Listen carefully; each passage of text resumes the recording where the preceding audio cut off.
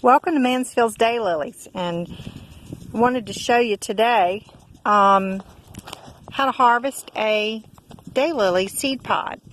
This one is with Peppy and Asheville Lullaby, and it was done on July 13th. Today is August the 20th, so it's time for this one to be picked. Now I'm going to take the tag off. This was nothing in the world but Venetian blinds, used blinds that I wrote.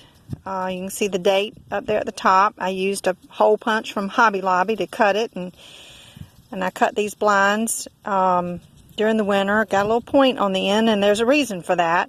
I write on there with a pencil, Peppy and Asheville Lullaby. Cut a little slit so it can slip over the stem behind the flower after I've dusted it with pollen. And it hangs there until it's time to harvest. And having that date up there helps me know when it should be ready. Now this is a pretty small seed pod. It's not very big, so I don't expect to get a lot of seed out of it. But basically you just pick it. And then I generally have a little baggie ready in my apron. And on the baggie, this is one I just now picked. I write the cross and I record the date. And I just take that little stick and put it right in the bag along with the seed. And you can see this other one that I picked a few minutes ago had 5 seed in it. So I'll take this up to the house in a little bit.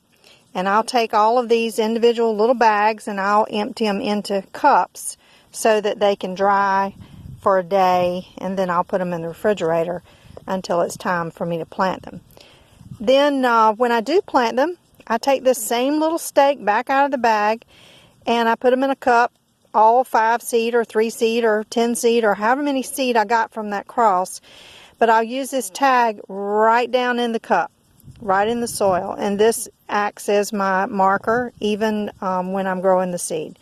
So it serves 2 purposes. One, to identify what I've crossed and when, and the other to identify the cross later after the seeds have sprouted and started growing. So that's how I do it here at Mansfield's Daylilies.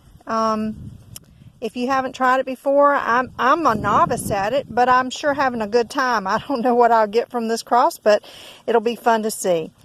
Until later, thank you for watching. You can see more daylilies at Mansfield's Daylilies. Thanks, guys. Bye.